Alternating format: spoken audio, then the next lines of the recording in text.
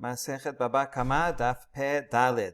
This is the main daf that talks about ayin tachat ayin. How do we know that it doesn't mean literally that one should take out the perpetrator's eye?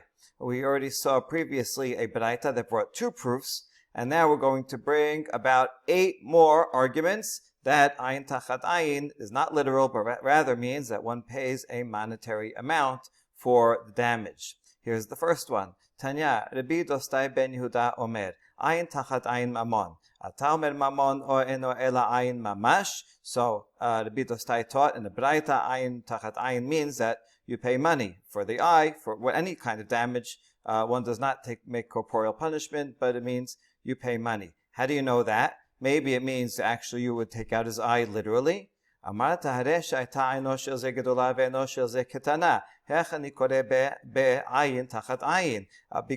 it would not work practically. Let's say the eye of the victim is big, and the eye of the perpetrator is small. So then, if you take out that eye, that's smaller than the big one. In our terms, you might say, let's say the victim had perfect 20/20 vision, and the perpetrator had bad vision, had glaucoma, had astigmatism. So taking out his eye would not be equal to the damage that was done to the victim. And therefore, it's not possible in many cases to give the exact punishment because eyes are of different sizes, qualities. And if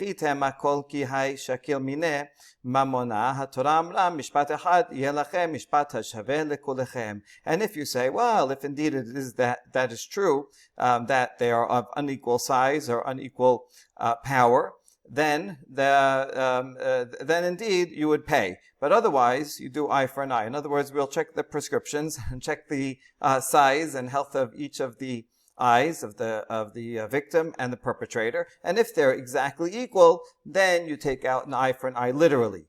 And if not, then you pay money, right? So then that way, at least in some cases, it will mean literal. No, that can't be, because the Torah, it's actually in that very context, says, right, here it is, ayin tachat ayin, and so on. And then at the end of that paragraph, mishpat echad yelachem, there'll be one law for all. In the literal context, it means one law for immigrants and citizens alike. But the Gemara takes that to mean as well, that there's one law in all cases, and you can have some cases you take out the eye literally, and other cases you pay money, and therefore it must be that all cases you pay money. But then we reject this answer and we say, wait, what's the problem? Why don't we just say that if you took out someone's sight, then you get your sight taken out. And we just generalize it. Who says it has to be the exact same size of an eye, the exact same prescription? That we find in other cases in the Torah where you have a corporeal punishment, and yet we don't distinguish between the exact details. For example, regarding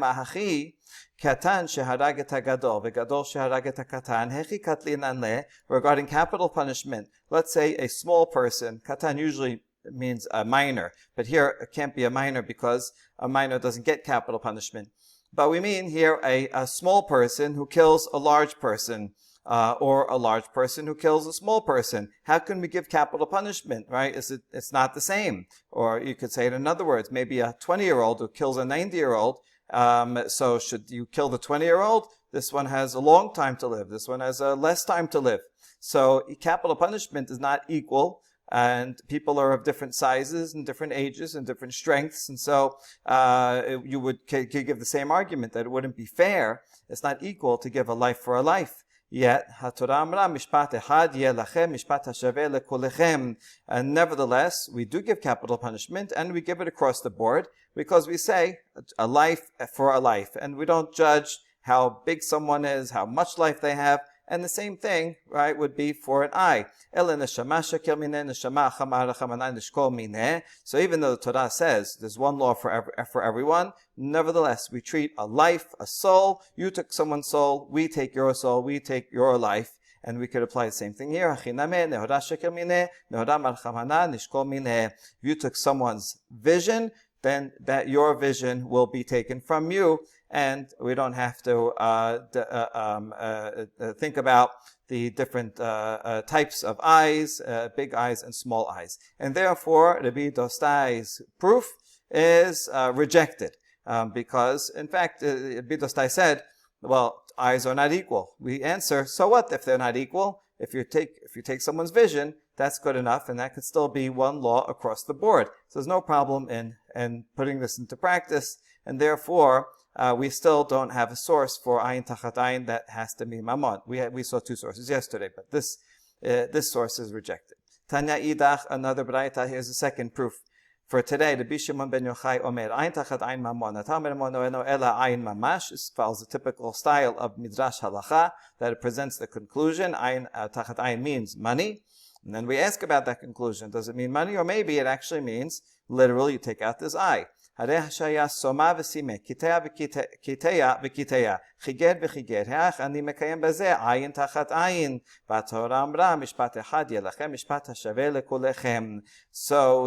proves it from an example of a blind person that blinded someone else, or someone who had a severed limb who cuts off someone else's arm, or someone who himself had a limp, and he causes someone else to have a limp. So how could we fulfill ayin tachat ayin? If someone's already blind and he takes out someone's eye, we cannot possibly take out his eye, or his eyes are already gone. And yet the Torah says there has to be one law for everyone. Since we cannot apply the law to a blind perpetrator, therefore we cannot apply it at all. But money, everyone can pay money. So that's the second proof. But we reject this too. What kind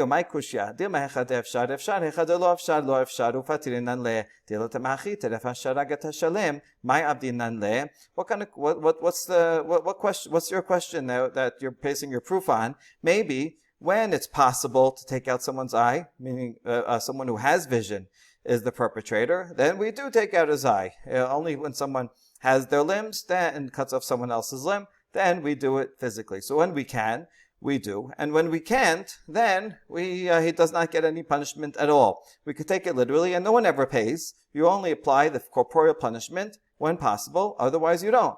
We have other examples like this from capital punishment, where someone who's a terefa, that's a human being who is not well and he's going to die within 12 months. We have a concept of terefa for animals.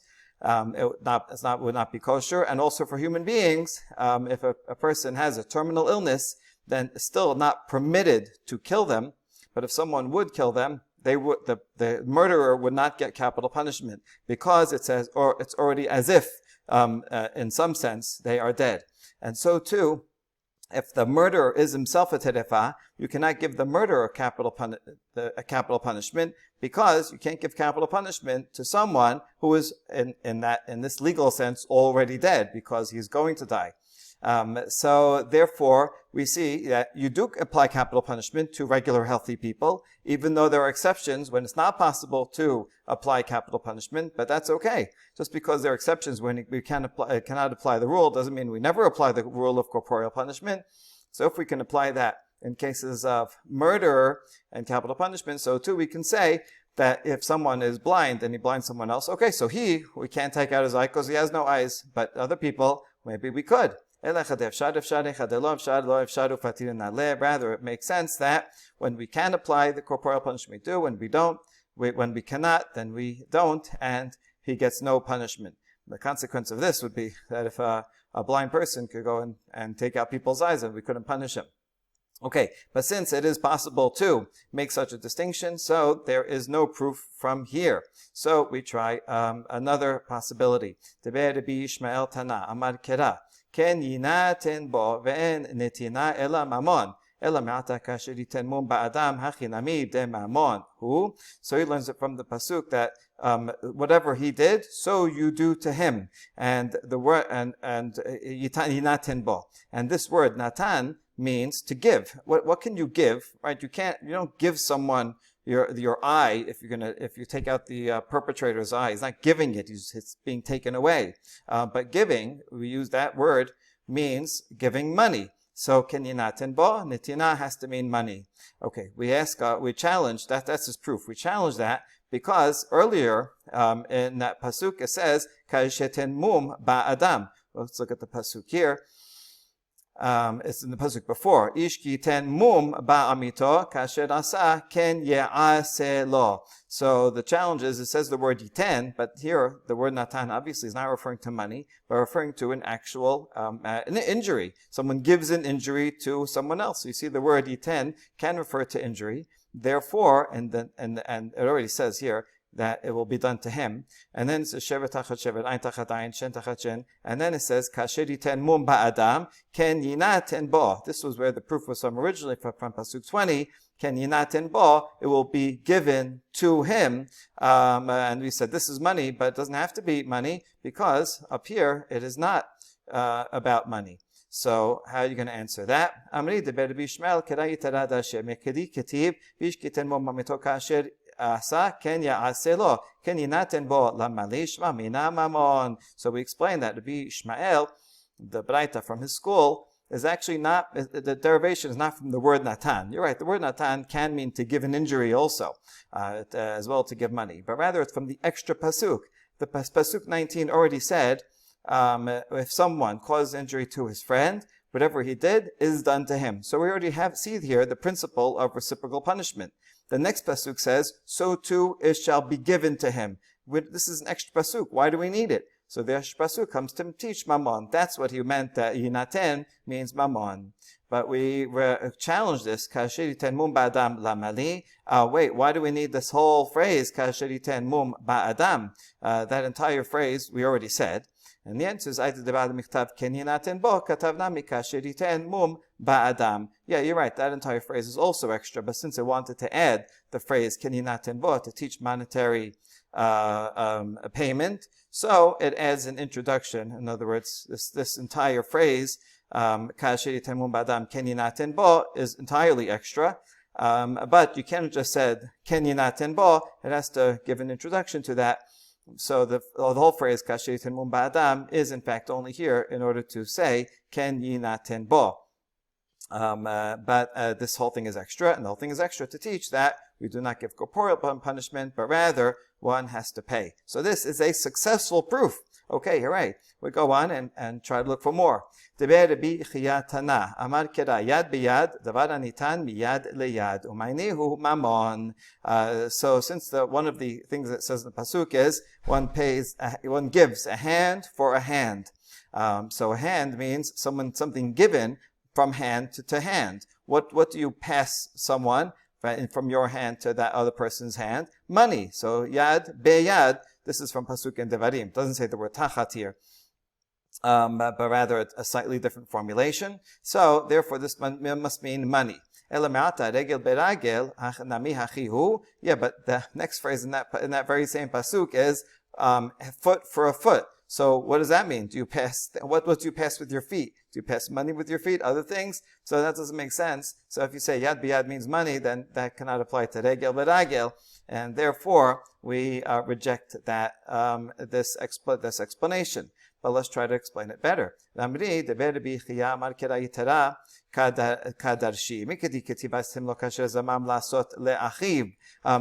pasuk is said in the context of edim zomemin.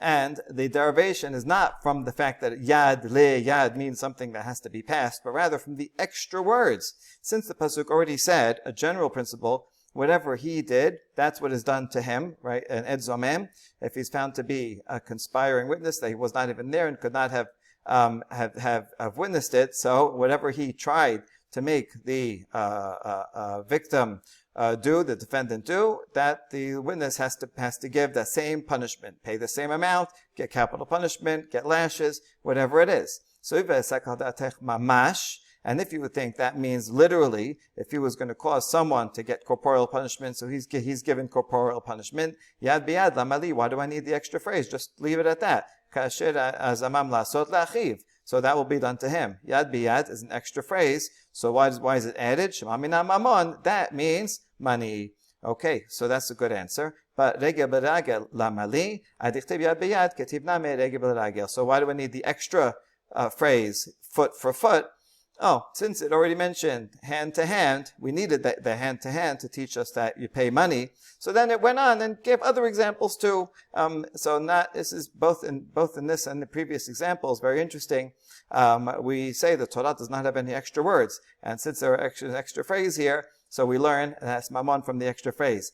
Even though we admit that there are extra phrases attached to the necessary phrase, that are there for stylistic purposes. So Torah does have phrases that are added for stylistic purposes if that phrase is needed for the phrase that we actually do need to teach a halacha. So you have to, important to distinguish between the two. Okay, good. So that is a successful answer also. All right, good. So we have 2 successful answers already, and we go on with more. Abaye Omer. Atyamed de tane de bechizkiya, de tana de bechizkiya. Ayin tachat ayin, nefesh tachat nefesh. Velo nefesh ve'ayin tachat ayin. Visaka da tech mamash, imnin de mashkechat la, ayin ve'nefesh tachat ayin. Tebede da avir le, nafka le, nishmatehem.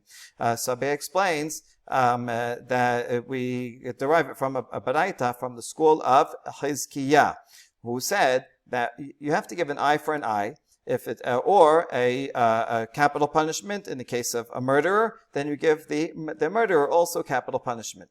But it would not be fair for someone to have to pay with his life and his eye if you only took out an eye. And if you think that giving an eye is literal, then you're going to have times where, let's say this perpetrator, he took out someone's eye. So now the Beit Din is going to bring him, put him on the surgery table and take out the perpetrator's eye. But there are cases where there will be complications in that surgery and he will die, right? They didn't have very good surgical conditions, and so he might get a cut, he might get an infection and die. And then, while the court is trying to blind him, his soul may depart, and that will not be fair. So because there's a somewhat of a likelihood that a person will lose his life by the court taking out his eye, we just physically don't have the possibility of giving corporeal punishment in a controlled way.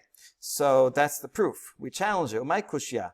Dima memad amdinan le'i masi makabel abdinan v'ila masi makabel abdinan v'ila v'amdinan demasi makabel v'abdinan ben unfak ruche imait lemut milotenan gabe malkut amduhu met tachat yado patur. This is what's the problem here.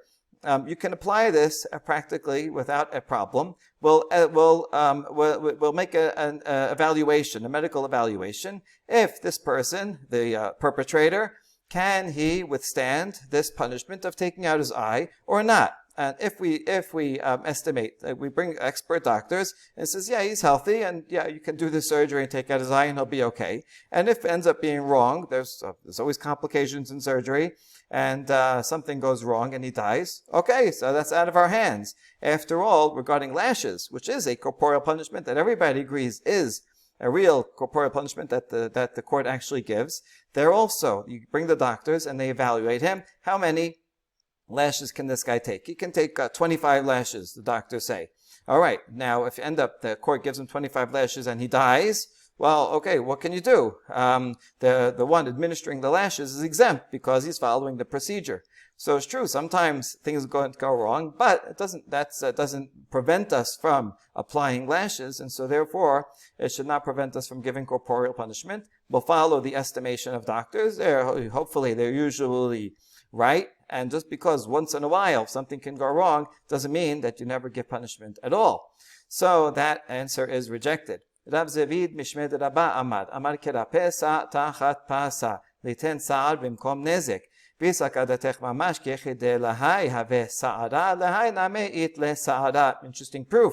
The Rav Zevid says, we learn from the pasuk, wound for a wound, that we learn from that pasuk that one has to pay for pain, even in a case where there is damage. In other words, if one human being causes damage to another, he has to pay for the damage, the lost limb, the lost eye, and he also has to pay for pain.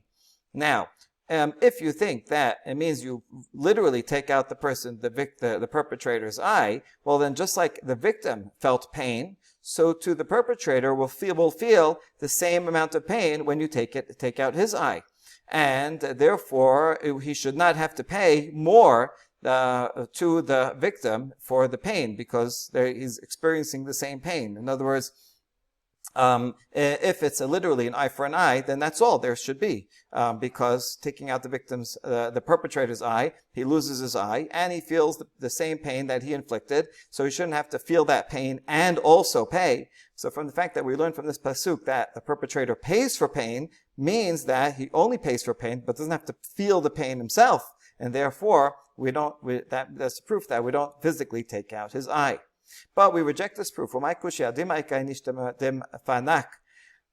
le saare tefevi kad inishtela mefanak let le saare le mainaf kamina le metve le haach de bene. No, this is not a proof, because sometimes there are people who are very delicate and they feel pain a lot. Even a little paper cut, they're screaming. And other people are very brave and they're not delicate and they can withstand a lot of pain. And so why does that make a difference? If there's a difference in the pain tolerance of the two people, then he would have to pay the difference. So let's say the victim who got his eye out, he's very sensitive, and for him that pain, that was worth $1 million for him. But the perpetrator is a tough guy, and that pain of taking out his eye is only $500,000. So the difference he would have to pay, because since the perpetrator only felt, since he is a tough guy, he only feels $500,000 of pain, he would have to pay the remaining balance of $500,000 to the victim, who feels pain more. And so it could be that it's literal, and there would still be cases where you have to make up the difference with money for the pain that's felt. Okay, so that proof is rejected. Rapapa mishmed Rava Amar. Rapapa has a similar proof. Amar kera v'rapo yirapet liten rafabim kom nezek v'satatech mamash keched dehai ba'ay asya ha'iname ba'ay asya. So that we learn from the pasuk v'rapo yirapeh. Someone damages someone else, he has to pay for medical expenses. That you have to pay medical expenses even when there is a damage. The point of even though there's damage is that even though you're paying damage, you're paying for the loss of this person's limb or his eye, in addition, you have to also pay for the medical expenses. Okay, good. Now that we learned it from that pasuk, now if you think that you're taking out the perpetrator's eye literally, now the perpetrator also is going to have medical bills that are going to be associated with the injury that the court is going to impose on the perpetrator. So since he has to pay those medical bills, that should already be equivalent to the medical bills paid by the perpetrator, so paid by the victim. So the perpetrator shouldn't have to pay his own medical bills and the victim's medical bills. So if you take it literally, then he shouldn't have to pay. So therefore, from the fact that the perpetrator has to pay for the victim's medical bills means that the perpetrator is not incurring his own medical bills, because we are not literally taking out his eye. That's the proof, but we reject it. Umay kushya. Timaika de selek bisre haya. Vika de la selek bisre haya. Leman nafkamina. Lemetav leheach de bene u bene. And here too we answer similarly to the previous one, that not all people's bodies are the same. There's some people whose flesh heals quickly, and others whose flesh does not heal quickly. So why does that make a difference? That the perpetrator will have to pay the difference in medical bills. If the victim had, because his eye was taken out, and he had a lot of complications because of that, it took a long time to heal, there was infections, he had to be in the hospital for a month, so there's $1 million of medical bills. The perpetrator, he went to court, and the court took out his eye, but there were no after effects. It was an in and out procedure. So his medical bills were only $100,000. In that case, the perpetrator, even though he gets corporeal punishment, would have to pay the remaining $900,000 of difference to the victim. So yes, it can be that we take it literally, and there also would be a payment for medical bills. So that proof is rejected. Rav Ashi Amar, atya tachat mishor, ketiv hacha ayin tachat ayin, uktiv hatam shalem yeshalem shor tachat hashor. Malalan mamon afkan mamon. Rav Ashi says, I'm going to use a gezerah shava from the word tachat. I mean, it's really actually quite a straightforward gezerah shava. It's just the definition of the word. that's in the same chapter. It says ayin tachat ayin, so eye for an eye. But what does that mean?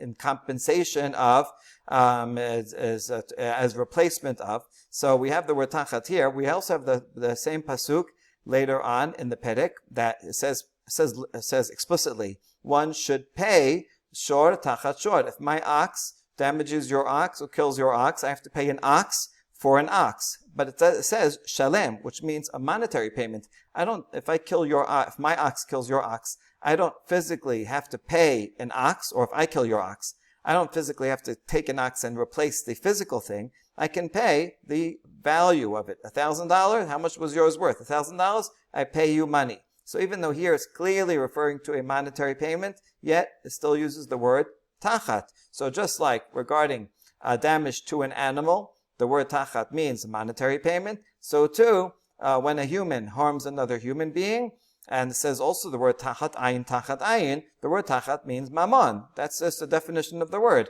You pay a value of an eye for an eye, just like you pay a value of an ox for an ox. Very nice proof. But we challenge. Nefesh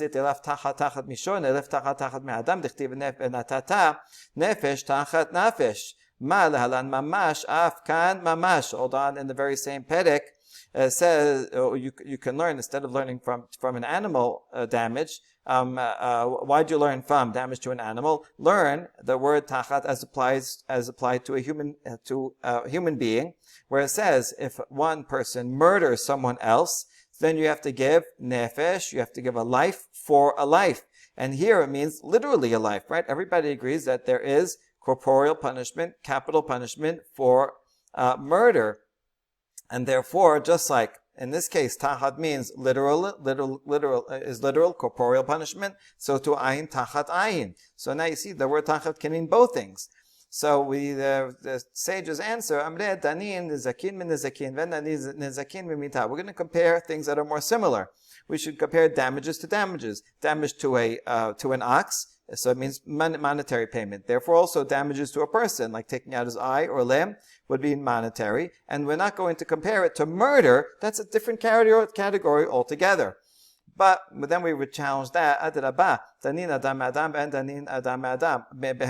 We agreed that we should put categories together, but you know what's the more important category? Human beings are a category different from animals. So when it comes to human beings, there we saw nefesh, tachat nefesh means literal. Therefore, that's for murder. So therefore, injuries to human beings also, the word tachat should mean literal, take out his eye. Whereas for animals are a different story. But animals, whether you cause injury to someone's ox or kill someone's ox, you always pay. And so it makes more sense to separate the categories that way. And therefore, there is no proof. But we save it at the last moment. Ela amar Rav Asher mitachat asher ina yalef la adam adam unzikin min nezikin. Oh, we have a case of a man who rapes or seduces a woman, and the rapist has to pay 50 shekel to the family. And it says tachat because he afflicted her. And this is the word tachat, even though it's clearly talking about payment. And here it's talking about injury to a human being. So I agree, fine. You only want to compare human to human? I have a pasuk in Devarim that talks about damage to a human being. And clearly here it talks about it's in reference to monetary payment. And so I'm going to compare the ayin tachat ayin, which is payment to a human being for injury, from another case of payment to a human being for injury. And so now I have both categories, both that it's another human being and also that it's injury. And therefore, we can see that the word tachat means, in fact, monetary payment, and this is a successful proof at the end. So we had about 3 successful proofs out of this list of 8. But you see how hard the rabbis had to work in order to prove that ayin tachat ayin is not literal. After all that work, we have a big surprise. Tanya, Rabbi Eliezer Omer, ayin tachat ayin mamash. This is Rabbi Eliezer Hagadol.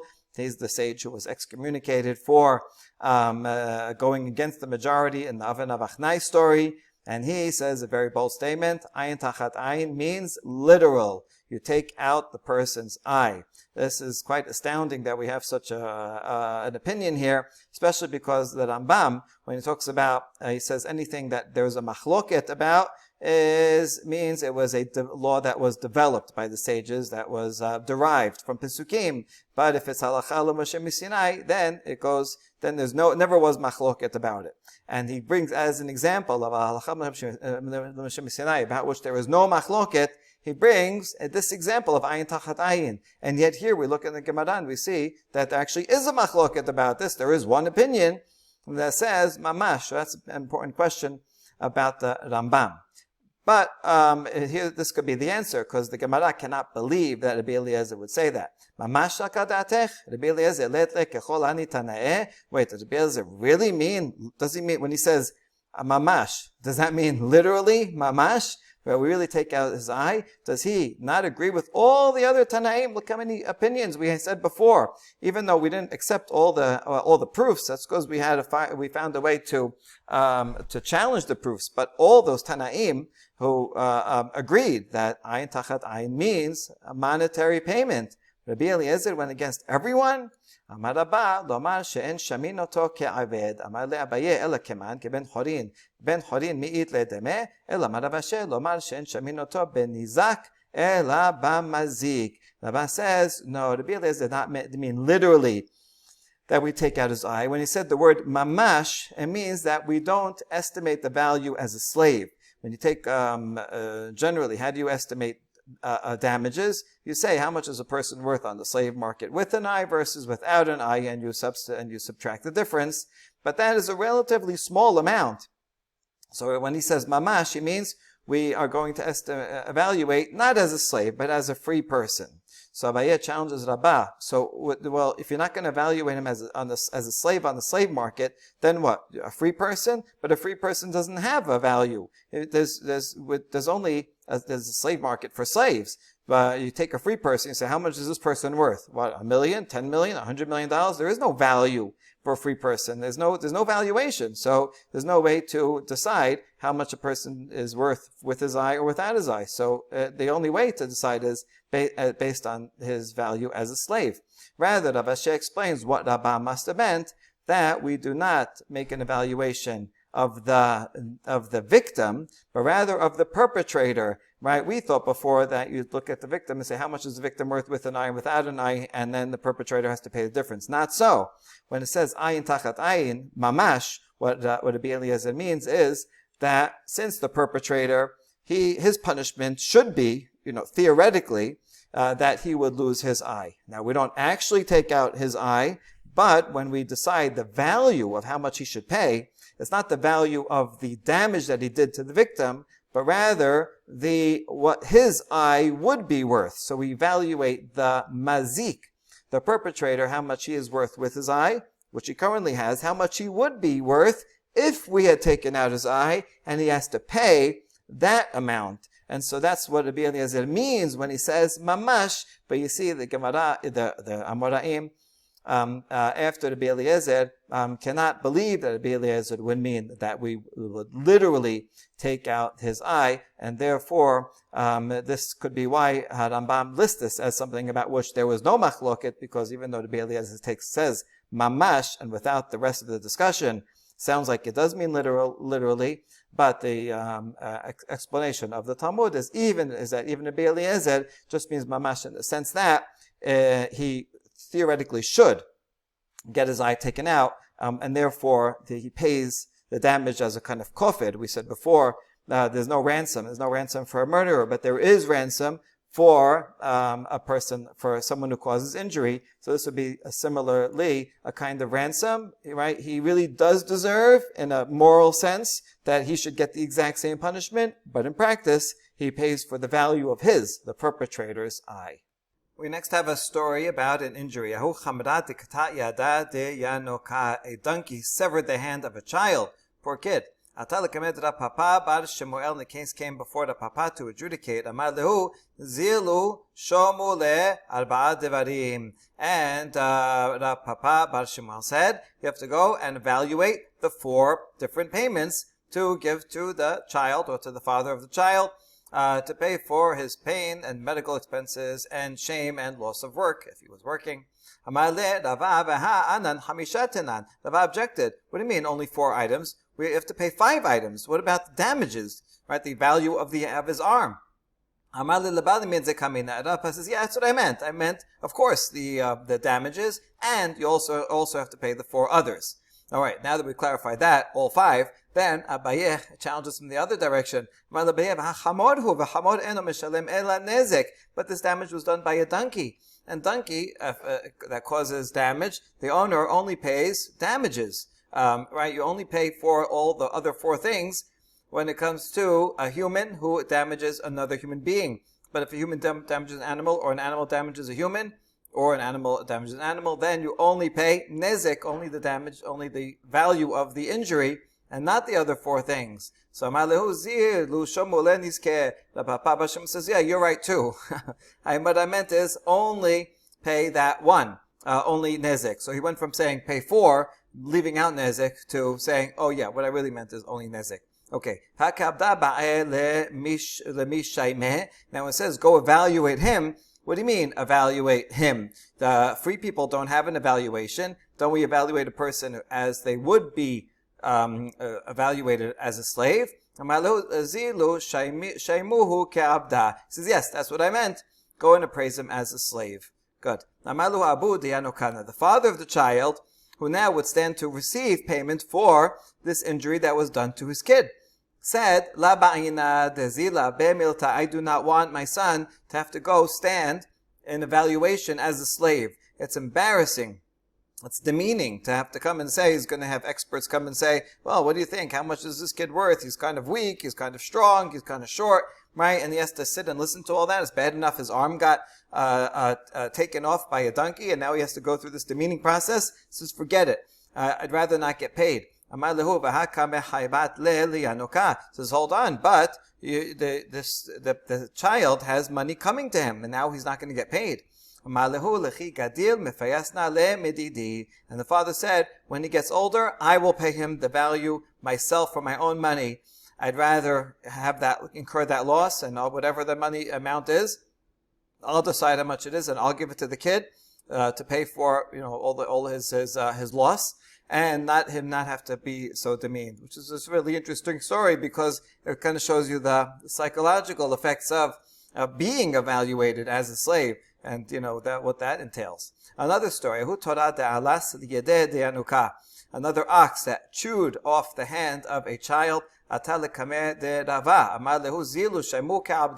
Case came before Rava. Rava says, go and evaluate the child as a slave, how much he is worth. He was worth when he had a healthy hand, and now that he has a bad hand. But they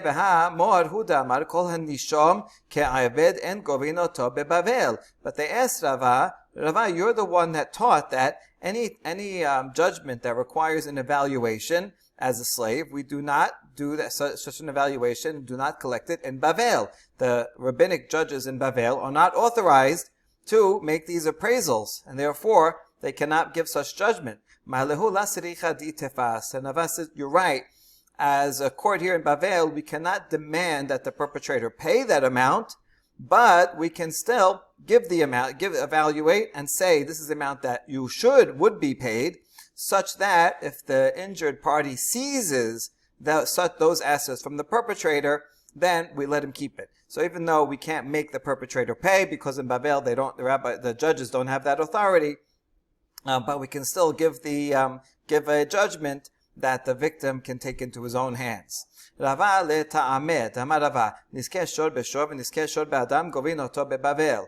Nizkeh adam be'adam, nizkeh adam beshor, en govin oto be'bavel. Rava said a similar statement, and so he is consistent with what he said elsewhere, that if you have damages by an ox to an ox, or damages to an ox by a human. So let's go by the first phrase, the first word in each phrase.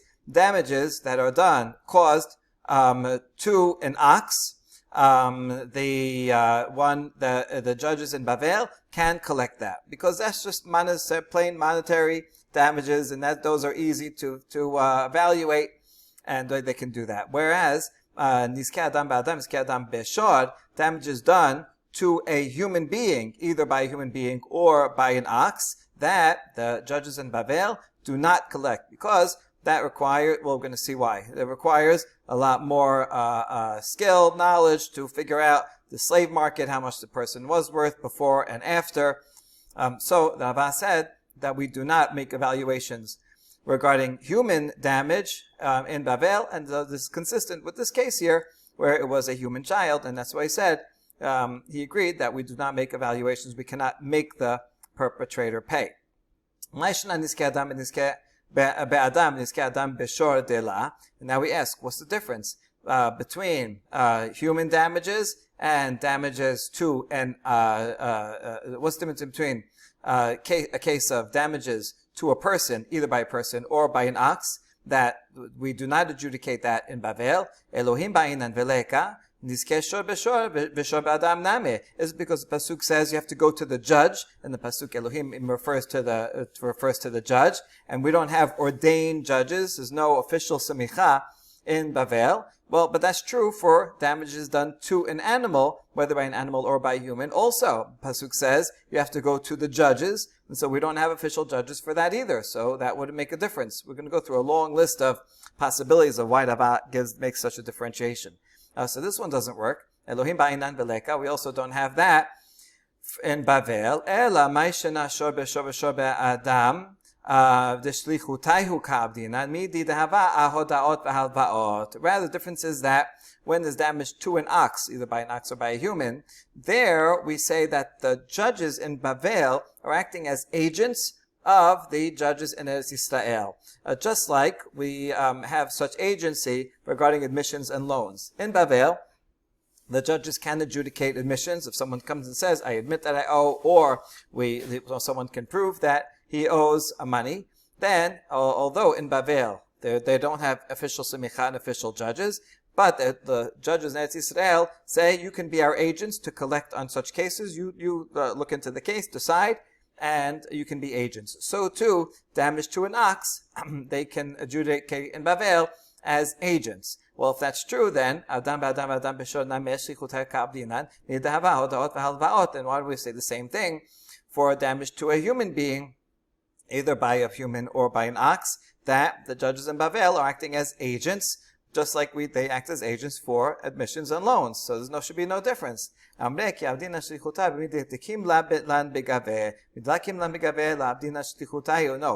only say that they are agents for matters that they are established as such, where the ruling is clear to them in Bavel.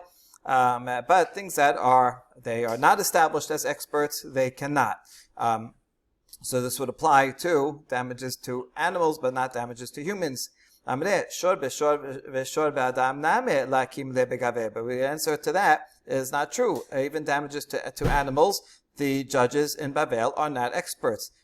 We're probably not talking about the Amoraim in Bavel. The Amoraim in Bavel were the greatest sages ever. They knew that they were experts in every law, as you see on every page. But it could be that the judges that were in all the different cities were less learned and less expert, and so they're not expert on human damages or animal damages. So there's no difference between between them on that count. Rather,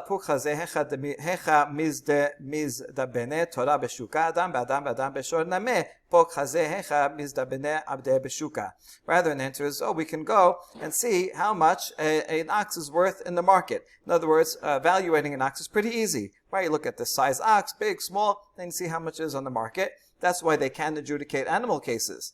Well, but then we reject that because human beings also. We think there was no slave market in Bavel. There was, so you can go see how much would this person be worth, with an eye, without an eye. And so that would be just as easy to evaluate a human as it would be for an animal. And in addition, now we're going to add yet a second question about, again, we're trying to figure out the difference, why Rava made a distinction between human damages and animal damages. Why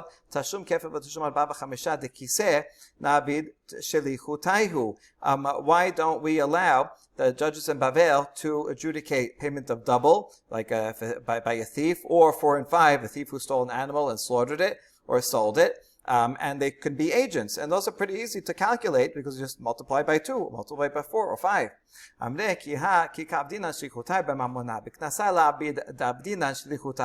So number one, here's a basic principle that as agents, the judges in Bavel can only adjudicate monetary restitution, where you're actually paying for damages, and not fines. And so the double 4 and 5 are all fines that are imposed by the Torah and the fines can only be done in Eretz Yisrael. They do not give agency to Bavel. So that's for sure the double 4 and 5 in Bavel they cannot do. Adam be'adam de mamonahu na'aved shelichutayhu ki ka'abdina shelichuta be'mileta de shricha adam be'adam la shechicha la'abdina shelichutayhu. So now based on that answer that we just said, if it's damages to a human being, that is monetary restitution. It's not a fine. You're actually paying for the damage that was done. So why can't they be agents? So back to our original question. Why can't they be agents and adjudicate damages to a human being? And the answer is that when the sages in Eretz Yisrael said that the judges in Bavel can be agents, that's only in things that happen that are the commonplace occurrences. Because then they'll be more expert, and it happens all the time, and every time that such a thing happens, you're going to go to Eretz Yisrael. So if it's a common occurrence, then they are agents. But if it's not a common occurrence, not. And humans damaging each other is not a common occurrence.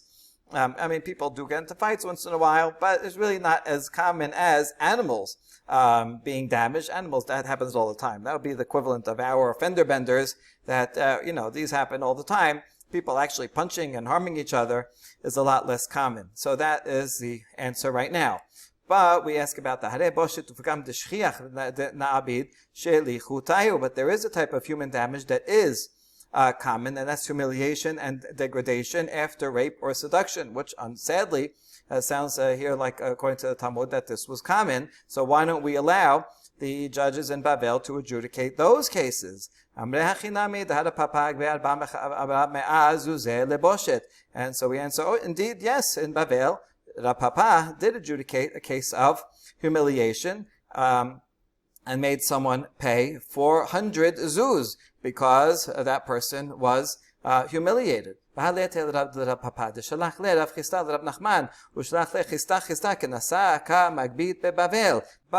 reject that because that case of Rav Papa was actually not a good example. After all, Rav Chisda asked Rav Nachman about a similar case, and Rav Nachman answers, it's Chisda, do we collect a penalty in Bavel? And Boshet and Pegam, this is not a monetary restitution for damage that was incurred. This is a mental thing that you have to pay for, but this is in the category of a fine, and therefore one would not pay monetary. One would not be able to adjudicate humiliation, degradation for a case of rape and seduction, which is a fine because it's a fixed amount in Bavel.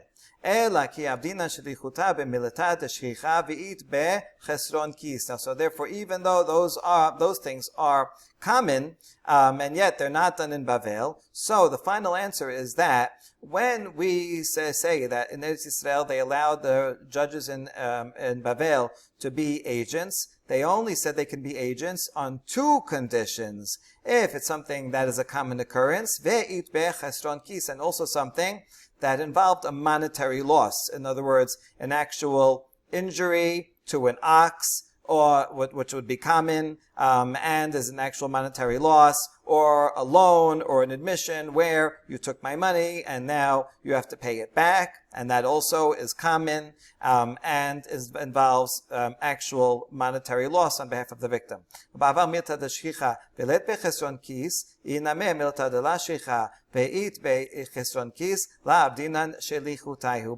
something that might be common, but is not a monetary loss, that would involve shame, where a person feels shame and they deserve punishment, but they didn't incur a monetary loss by feeling shame, so that they cannot do in Bavel, even if it's a common occurrence, or something that is not a common occurrence, even if it has a monetary loss, like injury of a human to a human.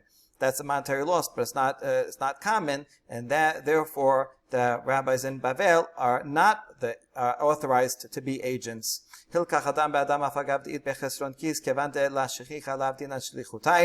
Damage by a human to another human, even though it has monetary loss, is not common, so they cannot be agents.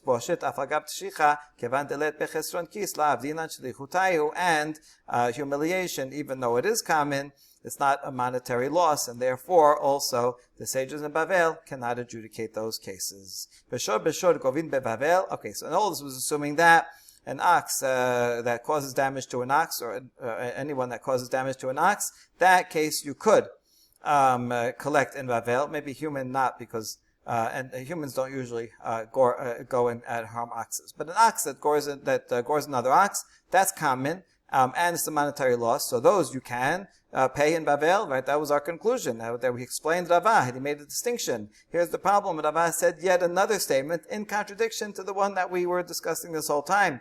Rava shor shehizik en govino to beBavel. An ox that causes damage, we do not collect that in Bavel. And an ox that causes damage, the dazik man. Who did the ox cause damage to? Ilema dazik adam, iria shor dazik adam, afilo adam dazik adam, name en govino to beBavel. If that's the case of an ox harming a human being, why mention a case of an ox harming a human being? Even a human being that damages another human being, which is more common, is not adjudicated in Bavel. So it can't be talking about that case, because obviously that would not be adjudicated. Rather, it's an ox that gores another ox, and Rava here said we do not collect punishment, collect that compensation in Bavel. That goes against his previous statement where he said that an ox that gores another ox, that sages in Bavel are authorized in such a case. So we answer, Amre hatam betam, hacha bemoad. When he said that one has to, when he said now that one does not pay, it was talking about a short tam, because the half payment of a short tam is a penalty. Really, a short tam shouldn't have to pay anything else, but we don't want this to happen a lot. So the rabbi said, it's away from the Torah, that you have to pay half amount, but really that's in the category of a penalty, because it's only half, so it's not really covering the damages anyway. So that's where we said, Rava said that we do not do that, but for Mu'ad, that's full-on compensation, and so that is adjudicated in Bavel. That was his first statement. Hold on, you can never have a shor Mu'ad in Bavel, because the Rava also said that the judges in Bavel are not authorized to declare that a shor is Mu'ad, so it can never become Mu'ad.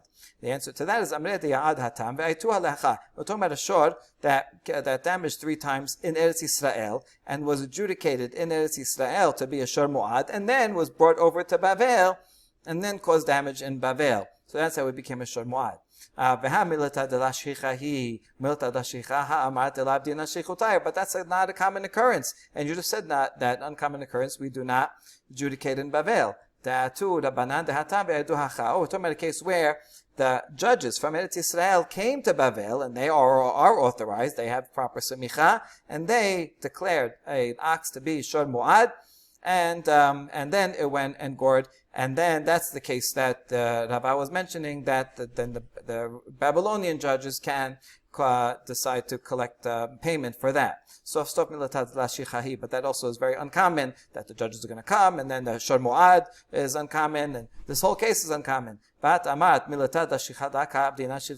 they cannot be agents in an uncommon occurrence. Rather, when Rava said that the judges, sages in Bavel can adjudicate, he was not talking about shor Mu'ad, because shor Mu'ad they cannot declare in Bavel, and that's uncommon, that he should be declared in Eretz Yisrael or otherwise, but rather we're talking about a case of an ox that causes damage by eating and trampling, where they are Mu'ad. A shor is, there's no difference, but distinction between tam and Mu'ad for damages of shen and regel. Person has to pay, the owner of the shor has to pay a full amount no matter what. So they don't have to become Mu'ad, be declared Mu'ad, they are already Mu'ad, and that is a common occurrence. It is compensation for damages, and those are the cases that Rava was talking about when he originally said that that sages in Bavel can adjudicate and make someone pay for such damages. Okay, last section for today. Sa'ad keva'o b'shvut o b'masmer. The Mishnah mentioned that. How do you? What is sa'ad? If someone burns someone else with a skewer or hot nail, even if it's on a fingernail, well, it would not actually cause a bruise, but just the feeling of pain itself, that one would still have to pay. In other words, you have to pay, even if it doesn't cause a bruise, you have to pay for the feeling of pain. And don't think that you only pay for pain when there is also a noticeable bruise. Okay, Sa'ad shalub m'kom nezik mishtalem mantana. Now this opinion of the Mishnah, that one pays for pain even when there's no bruise, who is the author of this Mishnah?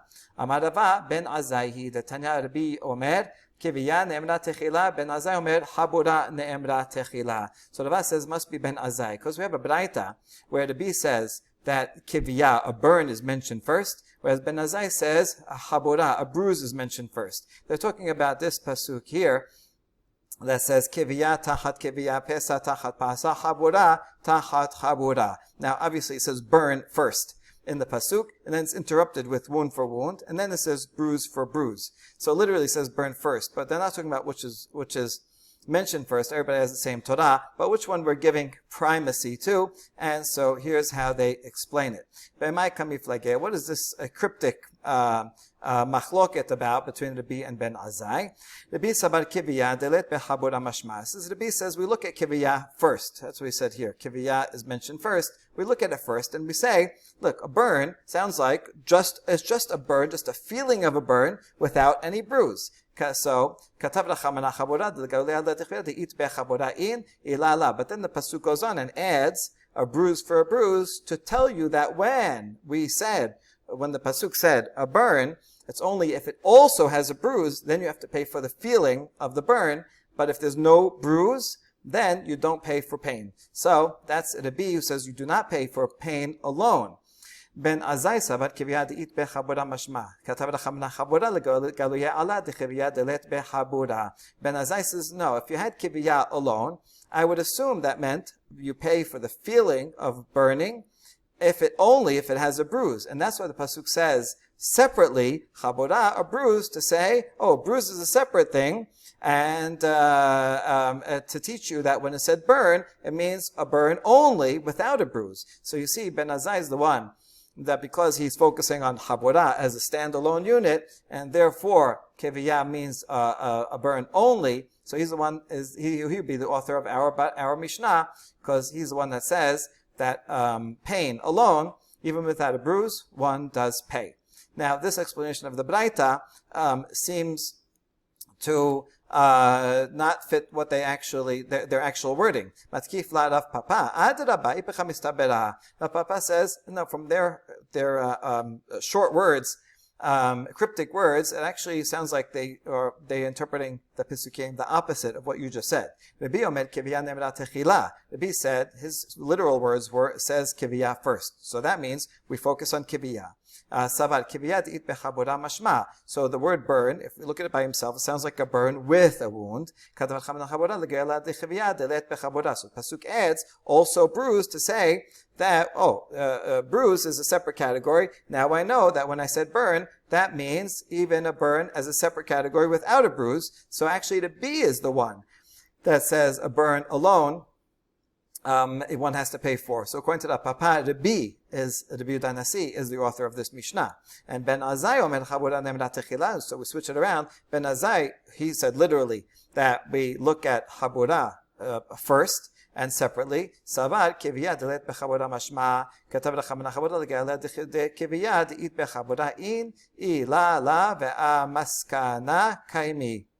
So if we had burn alone, then I would think that a burn alone without a bruise, one has to pay. That's what the pasuk comes and adds habura to teach you that, when I said burn, only a burn with a bruise. That's when you have to pay. Otherwise, not. And when these Tanaim said the techila, what we look at first, it means what we focus on in our final understanding. So Ben Azai says Habura. That's the main thing. It's not first in the pasuk, but it means that's the main thing in the pasuk, because we figure out, only if it has a chabura, then you have to pay, otherwise not. So he's focusing on the word chabura, and therefore he thinks only if it has if there is a bruise, whereas it B is the one that said even without a bruise, because he's focusing on burn alone. That's all one possibility of a derivation. Or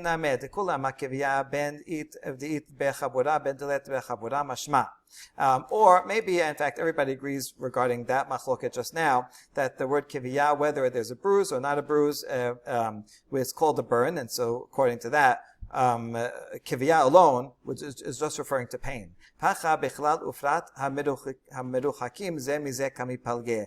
machloket between Yehuda Nasi and Ben Azai is how you apply the methodological rule of klal ufirat. When you have a general rule and then a particular example, so we say that is limited to only the particular example. But in this case, there's something else in between, right? If you remember the pasuk, it says kivitach kiviyah, so that would be the general thing of any pain. And later it says chabura, which is a bruise, means only if it has a bruise. So if you read these back to back, if they were back to back, then certainly it would mean only if there's a bruise. But the problem is that it says pesa tachapasa, wound for a wound in between. So what do we do with that item that's in between? That is the subject of the machloket.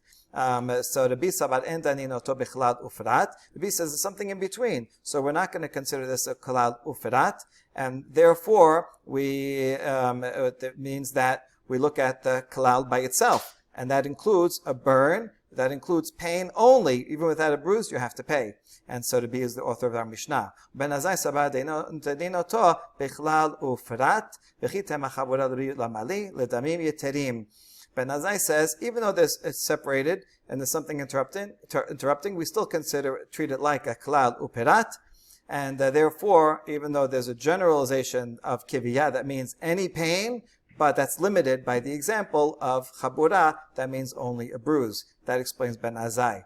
Lastly, according to Rabbi, why mention chabura? If you have to pay for pain, even if there's no bruise, then why does the pasuk mention the word chabura at all? And the answer is ledamim yeterim, for additional money. If there's a burn and a bruise, so then you have to pay for compensation for the bruise and for the pain caused by the burn. So the chabura comes to teach that yes, you'd have to pay for both. Baruch Adonai Leolam. Amen ve'amen.